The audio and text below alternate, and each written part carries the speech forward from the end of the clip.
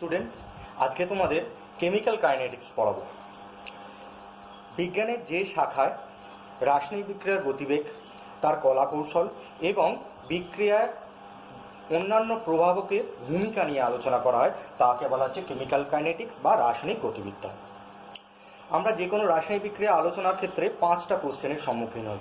প্রথম কোশ্চেন কি, রাসায়নিক সমীকরণে উল্লিখিত শর্তে বিক্রিয়াটি কি আদৌ সম্ভব? রাসায়নিক সাম্য অবস্থায় আসার পূর্বে বিক্রিয়ক পদার্থের কত অংশ বিয়োজিত হয়েছে, বা একটা নির্দিষ্ট পরিমাণ বিকারক পদার্থ বিয়োজিত হতে ঠিক কতটা সময় লাগে? একটা রাসায়নিক বিক্রিয়াকে গতিবেগ বাড়াতে বা কমাতে কি করতে হয়, অথবা বিক্রিয়ার ওপর কোনো অনুঘটকের প্রভাব কিভাবে প্রভাবিত হয়? এই সমস্ত কোশ্চেনের ক্ষেত্রে আমরা প্রথম কোশ্চেনের উত্তরটা পাই থার্মোডাইনামিক্স থেকে, যেখানে delta G is equal to negative হলেই সেই বিক্রিয়াটা স্বতঃস্ফূর্ত হয়। অর্থাৎ কিন্তু তারপরে দ্বিতীয়, তৃতীয়, চতুর্থ এবং পঞ্চম প্রশ্নের উত্তর কিন্তু আমরা কেমিক্যাল কাইনেটিক্স থেকেই পেতে পারি। এখানে জানবেন যে কোনো রাসায়নিক বিক্রিয়ার গতিবেগকে মূলত 3 প্রকারে ভাগ করা যায়। একটা হচ্ছে দ্রুত, অতি দ্রুত, একটা হলো অতি মন্থর এবং একটি মধ্যম গতি সম্পন্ন। অতি দ্রুত বিক্রিয়ার উদাহরণ হলো আয়নীয় বিক্রিয়া, যার একটা উদাহরণ আমরা এখানে লিখেছি, সিলভার নাইট্রেট প্লাস NaCl তৈরি হয় তৎক্ষণাৎ কি AgCl তৈরি হয়। অতি ধীর বিক্রিয়ার উদাহরণ কি, যে কোনো লোহার উপরে মরচে পড়া, সেটা হলো অতি ধীর বিক্রিয়ার উদাহরণ। এবং মধ্যম গতি সম্পন্ন উদাহরণ একাধিক পাওয়া যায়, যার একটা উদাহরণ আমি এখানে লিখেছি, সুক্রোজকে অ্যাসিডের উপস্থিতিতে আদ্র বিশ্লেষণ করলে গ্লুকোজ এবং ফ্রুক্টোজ তৈরি হয়। যে কোনো রাসায়নিক বিক্রিয়াকে আমরা মূলত পড়তে গেলে আমরা কি জানবো, বিক্রিয়ার হার সম্পর্কে জানবো। বিক্রিয়ার হার, যার ইংরেজি হলো রেট অফ রিয়াকশন, একে আর দ্বারা প্রকাশ করা যায়। সংজ্ঞা কি, বিক্রিয়ার হারের সংজ্ঞা কি, যে একক সময়ে বিক্রিয়ার যতটা অংশ সংগঠিত হচ্ছে তাই হলো বিক্রিয়ার হার। আমরা এখানে যদি একটা গ্রাফ আঁকি, এখানে সময় এক্স অক্ষ বরাবর সময়, ওয়াই অক্ষ বরাবর যদি গাঢ়ত্ব আঁকি, তাহলে বিকারক পদার্থ 0 সময়ে যখন t=0 তার গাঢ়ত্ব ছিল এখানে। সময়ের সঙ্গে সঙ্গে বিক্রিয়কের গাঢ়ত্ব কিন্তু কমতে থাকে। আবার উল্টো দিক থেকে দেখতে গেলে বিক্রিয়াজাত পদার্থের গাঢ়ত্ব t যখন 0 ছিল তখন শূন্য অবস্থায় ছিল, সময়ের সঙ্গে সঙ্গে আস্তে আস্তে বাড়তে থাকে। এই হলো একটা বিক্রিয়ার প্রোগ্রেসের গ্রাফ। এই অবস্থায় বিক্রিয়াটা সাম্য অবস্থা আসতে পারে। তাহলে নতুন রূপে আমরা বিক্রিয়ার হারকে যদি সংজ্ঞায়িত করতে চাই তাহলে কীরকম হবে, একক সময়ে বিক্রিয়ক পদার্থের গাঢ়ত্বের হ্রাসের পরিমাণ, অথবা একক সময়ে বিক্রিয়াজাত পদার্থের গাঢ়ত্বের বৃদ্ধির পরিমাণ কি বলা হচ্ছে বিক্রিয়ার হার বা রেট অফ রিয়াকশন। এটাকে আমরা প্রকাশ করব কি করে? প্রথমত আমরা গাণিতিকভাবে এটাকে প্রকাশ করব কি করে। রেট অফ রিয়াকশন আর কে আমরা প্রকাশ করতে পারি, ধরে নাও একটা বিক্রিয়া লেখা হলো এ থেকে বি, এই হচ্ছে টোটাল একটা বিক্রিয়া, যেখানে t=0 টাইমে t=t1 টাইমে ধরো এর গাঢ়ত্ব হলো A1, t=t2 টাইমে এর গাঢ়ত্ব হলো A2, অনুরূপভাবে এর হলো B1 আর এর হলো B2। এবার delta t=t2 - t1 delta A, অর্থাৎ বিক্রিয়ক পদার্থের গাঢ়ত্বের পার্থক্য, সেটা কি A2 - A1, এটা নেগেটিভ। তাহলে বিকারক পদার্থের সাপেক্ষে আমি যদি বিক্রিয়ার হার লিখতে চাই তাহলে কি হবে, delta A by delta T। কিন্তু এটা যেহেতু নেগেটিভ তাহলে টোটালটা নেগেটিভ হয়ে যাবে, ওই জন্য আমাদেরকে কি করতে হবে, প্রথমে একটি নেগেটিভ সাইন এর ভেতরে দিয়ে দিতে হবে, দিয়ে টোটাল পরিমাণটাকে পজিটিভ করতে হবে। আবার বিক্রিয়ার জাতর সাপেক্ষে যদি আমরা এটাকে লিখতে চাই, delta concentration of B = B2 minus B1, তাহলে এটা হবে কিরকম, delta B by delta T। এক্ষেত্রে কিন্তু কোনো নেগেটিভ সাইনের প্রয়োজন নেই, কারণ সময়ের সঙ্গে সঙ্গে এর গাঢ়ত্ব বৃদ্ধি পাচ্ছে, সময়ের সঙ্গে সঙ্গে এর গাঢ়ত্ব হ্রাস হচ্ছে বলে আলাদা করে একটি ঋণাত্মক চিহ্ন এর ভেতরে লিখতে হয়, যাতে টোটাল কোয়ান্টিটিটা পজিটিভ হয়ে যায়। এরপরে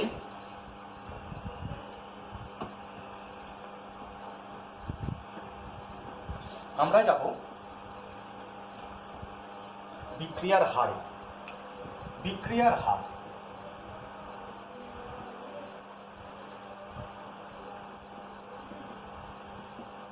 হার বা গতিবেগ।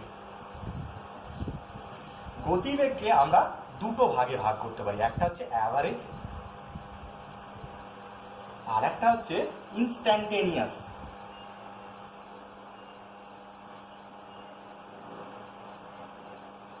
ইনস্ট্যান্টেনিয়াস মানে তাৎক্ষণিক বিক্রিয়ার হার, আর হচ্ছে গড় বিক্রিয়ার হার। একটা রেলগাড়ি চলছে 5 দিন ধরে চলছে বা 50 ঘন্টা ধরে চলছে 500 কিলোমিটার গেছে, তাহলে তার গতিবেগ কত হবে? 500/50। সেক্ষেত্রে দাঁড়িয়ে যাবে 10 কিলোমিটার পার আওয়ার। কিন্তু ওই রেলগাড়িটা কি সবসময় 10 কিলোমিটার পার আওয়ারে চলছে? তা তো না, কোনো সময় সেটা 50 কিলোমিটার পার আওয়ারেও চলেছে, কোনো সময় 40 কিলোমিটার পার আওয়ারে চলেছে, এইরকম। তাহলে টোটাল রেলগাড়ির গতিবেগটা কিন্তু অ্যাভারেজ গতিবেগ দিয়ে কিন্তু প্রকাশ করা যাচ্ছে না। সেই জন্য আমাদেরকে কী করতে হবে? মুহূর্তে তার গতিবেগটাকে ক্যালকুলেট করতে হবে, যদি আমরা প্রকৃতভাবে তাকে পর্যবেক্ষণ করতে চাই। সেইরকমভাবে রাসায়নিক বিক্রিয়ার ক্ষেত্রে কিন্তু অ্যাভারেজ গতিবেগ নির্ণয় করা সম্ভব, কিন্তু তার দ্বারা কিন্তু সম্পূর্ণ অন্যান্য ক্ষেত্রে, ম্যাথমেটিক্সের ক্ষেত্রে আমরা কিন্তু সেটা কাজে লাগাতে পারি না। কিন্তু তাৎক্ষণিক গতিবেগ নির্ণয় করে সেটা দিয়ে কিন্তু আমরা ম্যাথমেটিক্সে লাগাতে পারি। এক্ষেত্রে অ্যাভারেজ গতিবেগ, অ্যাভারেজ হারকে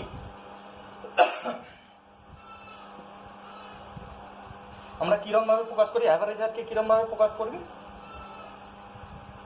রেট, যদি একটা বিক্রিয়া লিখি A প্লাস B থেকে C প্লাস D হচ্ছে, এই ধরনের বিক্রিয়া, তাদের ক্ষেত্রে rate is equal to minus delta A by delta T minus delta concentration of B by delta T। আবার প্রোডাক্টের দিক থেকে লিখতে গেলে delta concentration of C by delta T এবং delta concentration of D by delta T। কিন্তু যদি এই বিক্রিয়াটা এই রকম হতো, plus 2B is equal two 3C, তাহলে তাদের ক্ষেত্রে বিক্রিয়ার হার বা অ্যাভারেজটা আমরা কিরমভাবে লিখতাম? R is equal to minus delta A by delta T। যেহেতু এখানে কোনো সহগ নেই, এটা লেখা কোনো প্রবলেম নেই, কিন্তু এরপরে যে অণুর সংখ্যা যেটা সহগ রূপে রয়েছে, এটা কিন্তু পরেরটার ক্ষেত্রে অনন্যকে চলে যাবে।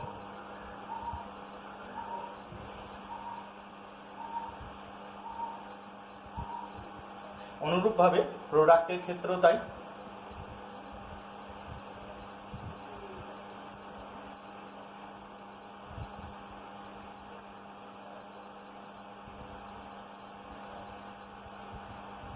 কেন যাচ্ছে? কারণ একই সময় বিক্রিয়ায় A 1 মোল এবং B এর 2 মোল বিক্রিয়া করছে, এবং C এর 3 মোল তৈরি হচ্ছে এবং D এর 1 মোল তৈরি হচ্ছে। তাহলে B এর বিয়োজিত হওয়ার হার A এর তুলনায় বেশি, তাহলে 2 ইন্টু A এর বিয়োজিত হওয়ার হার সমান হচ্ছে B এর বিয়োজিত হওয়ার হার। অনুরূপভাবে বলা যেতে পারে C এর সাথে A এর যদি কম্পেয়ার করি, তাহলে A এর বিয়োজিত হওয়ার হার যে মুহূর্তে A 1 মোল বিয়োজিত হচ্ছে, ঠিক সেই মুহূর্তে C এর 3 মোল তৈরি হচ্ছে। তাহলে 3 ইন্টু A এর বিয়োজিত হওয়ার হার সমান হচ্ছে C এর উৎপন্ন হওয়ার হার, অর্থাৎ তাহলে 3 দিয়ে ভাগ হয়ে যাচ্ছে। তাহলে যে কোনো অণুর সংখ্যা, সমিত সমীকরণে অণুর সংখ্যাটা রেট যখন আমরা করব, অ্যাভারেজ রেট যখন করব, তখন সেটা অণুর সংখ্যাটা অনন্য গ্রুপে চলে যাবে। এটা গেল অ্যাভারেজ গতিবেগের ক্ষেত্রে। কিন্তু ইনস্ট্যান্টেনিয়াস গতিবেগ বা তাৎক্ষণিক গতিবেগ কিরম ভাবে নির্ণয় করব আমরা? তাৎক্ষণিক গতিবেগ নির্ণয় করতে গেলে এই ডেল্টাটা ডি আকারে রূপান্তরিত হয়ে যাবে, কারণ আমরা জানি limit delta T tends to 0, concentration difference of A by concentration difference, এই টাইম ডিফারেন্স, এটা হলো রেটের সংজ্ঞা। তাহলে এইটাকে আমরা কীরকমভাবে লিখতে পারি ডিফারেন্সিয়াল ইকুয়েশন? তাহলে D concentration of A by DT, এইভাবে লিখতে পারি। তাহলে এই সমীকরণটার ক্ষেত্রেই এটা পরিবর্তিত হয়ে কীরকম হবে? পরিবর্তিত হয়ে যাবে rate is equal to minus D A by DT is equal to minus half D B by DT সমান 1/3 DC by DT third bracket সমান ডিডি বাই ডিটি। এইরকমভাবে পরিবর্তিত হয়ে যাবে। এইটাকে আমরা ইনস্ট্যান্টেনিয়াস এরকমভাবে লিখি, আর এর ক্ষেত্রে অ্যাভারেজ এভি আকারে লিখি। তাহলে শুধুমাত্র পরিবর্তিত হচ্ছে ডেল্টাটা ডিতে পরিবর্তিত হয়ে যাচ্ছে। এটা হলো ডিফারেন্সিয়াল ইকুয়েশন।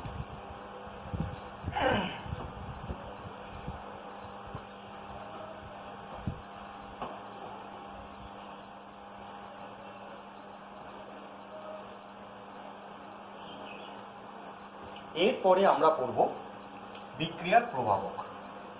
বিক্রিয়ার প্রভাবক, factors affecting rate of reaction.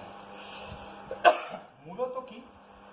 1 নম্বরে concentration of the reactant, concentration of the reactant.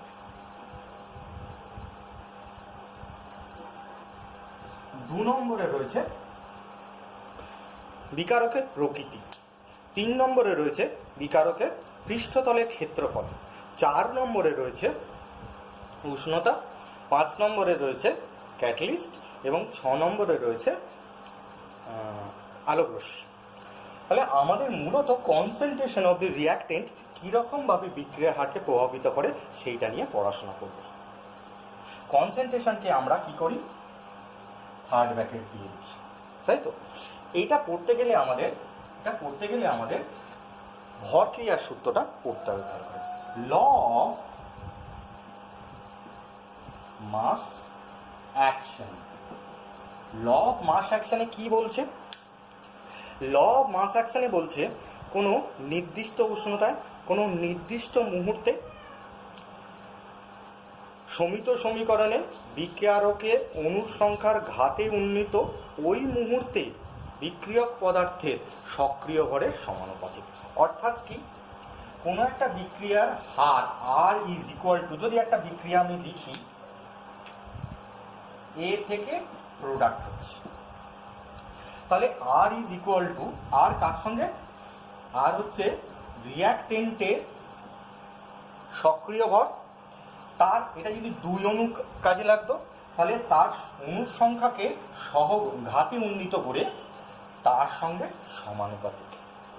আবার যদি এর সঙ্গে আরো কিছু বিকারক যোগ করতাম তাহলে কি হতো? সেটাও তাহলে লেখা যেত এরকমভাবে, থার্ড ব্র্যাকেট অফ বি। যৌগিক ভেদের নিয়ম অনুসারে এটাকে আমরা লিখতে পারি আর প্রপোর্শনাল টু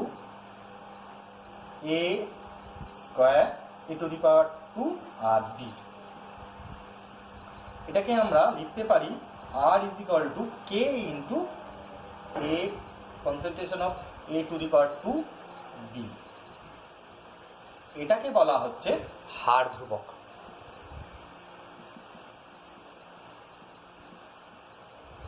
হার ধ্রুবক বা স্পেসিফিক রেট, আপেক্ষিক বিক্রিয়ার গতিবেগ বা specific rate of the reaction আর কে বলা হচ্ছে কোনো কোনো সময়। আর এটা জেনারেলি আমরা কি হার ধ্রুবক হিসাবে দেখি। এই হার ধ্রুবকের এবার আমরা একক জানব। এই হার ধ্রুবকের একক, কে এর একক কি? K is equal to r by যে কোনো কনসেন্ট্রেশন বিকারক পদার্থের। তাহলে আমরা জানি রেটের একক কি ছিল? মোল পার লিটার পার সেকেন্ড।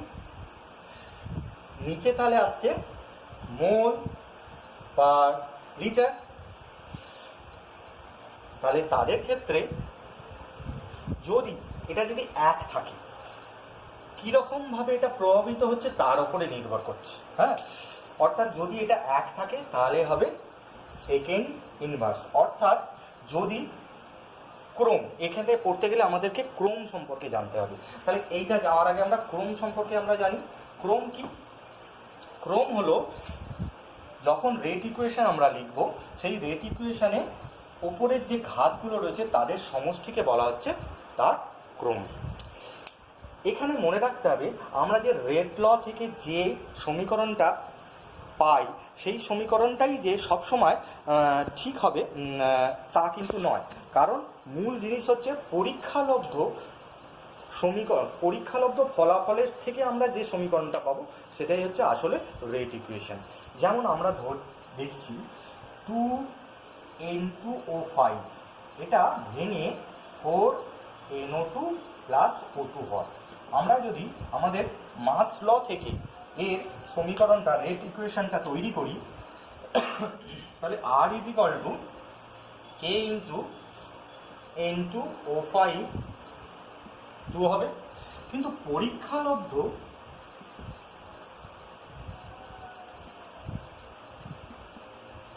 ফলাফল থেকে পাই R is equal two K N2O5, শুধুমাত্র এটা। তাহলে কিভাবে বোঝা যাচ্ছে যে এটার সাথে এটা সবসময় ঠিক না, কিন্তু এটা ঠিক। কারণ আমরা যেরকম রেট ল পাবো সেটা কিন্তু পূর্বে কোনো না কোনো বিজ্ঞানী সেটাকে কিন্তু পরীক্ষা করে ফেলেছে। সেই পরীক্ষা থেকেই কিন্তু আমরা এই কনসেপ্টে আসতে পারবো যে রেট লটা তাহলে এইরকম হবে। তাহলে আমরা যে রেট লয়ের নতুন সংশোধিত রূপ তাহলে কীরকমভাবে বলবো? রেট লয়ের সংশোধিত রূপ হচ্ছে কোনো বিক্রিয়ার হার এবং বিকারক পদার্থের গাঢ়ত্বের মধ্যে যে সম্পর্ক যে সমীকরণ থেকে পাচ্ছি তা যদি পরীক্ষালব্ধ ফলাফল থেকে পাওয়া যায় তাহলে তাকেই বলা হচ্ছে রেট ল। রেট ল তাহলে কি? পরীক্ষালব্ধ ফলাফলের ওপর কিন্তু নির্ভর করছে। তাহলে আমরা যা কিছু কিন্তু করব সেটা কিন্তু পরীক্ষালব্ধ ফলাফল থেকেই পাবো, এবং এর যে ওপরে পরীক্ষালব্ধ ফলাফল যে পাবো তার যে ঘাতগুলো, সেই ঘাতের সমষ্টিকেই আমরা বলবো ক্রম। ঘাতের সমষ্টিকেই আমরা কিন্তু বলবো ক্রম। এবার আমরা কতগুলো ক্রমের উদাহরণ জানব। তাহলে ক্রম কত প্রকারের হতে পারে? ক্রমকে যদি n আকারে বলি, n ইজ ইকুয়াল টু 0 ক্রম হতে পারে, n ইজ ইকুয়াল টু 1 হতে পারে, n ইজ ইকুয়াল টু 2 হতে পারে, n ইজ ইকুয়াল টু 3 হতে পারে। কিন্তু এর থেকে বৃহত্তর ক্রম সম্ভব নয়, কারণ কোয়ালিশন থিওরিতে আমরা দেখেছি 3টে মলিকুল একসঙ্গে এসে কার্যকরী সংঘর্ষ খুব রেয়ার কেসে করতে পারে, কিন্তু তার থেকে অধিক কিন্তু কোনোভাবেই করতে পারে না। তাহলে 3 ক্রমের অধিক কিন্তু কোনো বিক্রিয়া আয়োজনে সম্ভব নয়। 0 ক্রম কোনটা? যদি দুটো বিকারক বিক্রিয়া করছে কিন্তু কোনো একটির গাঢ়ত্ব খুব বেশি, না 0 ক্রমের ক্ষেত্রে না, 1 ক্রমের ক্ষেত্রে 1 ক্রমের ক্ষেত্রে 2 ধরনের হতে পারে। আর 0 ক্রমের ক্ষেত্রে হচ্ছে যখন কোনো মাল্টি স্টেপ বিক্রিয়া হয় তাদের ক্ষেত্রে কোনো একটি বিকারক পদার্থের গাঢ়ত্ব কিন্তু কোনো পরিবর্তনের ওপর বিক্রিয়ার হার যখন নির্ভর করছে না, প্রচুর বড় গাঢ়ত্ব যখন হচ্ছে তখন তাদের সঙ্গে কিন্তু রেট ইকুয়েশন তাদের সঙ্গে কিন্তু সম্পর্কে যাচ্ছে না, তখন হচ্ছে 0 ক্রম। 0 ক্রমের যদি একটা উদাহরণ দিই আমরা পাবো, তাহলে বুঝতে পারবো এনজাইমিক বিক্রিয়া।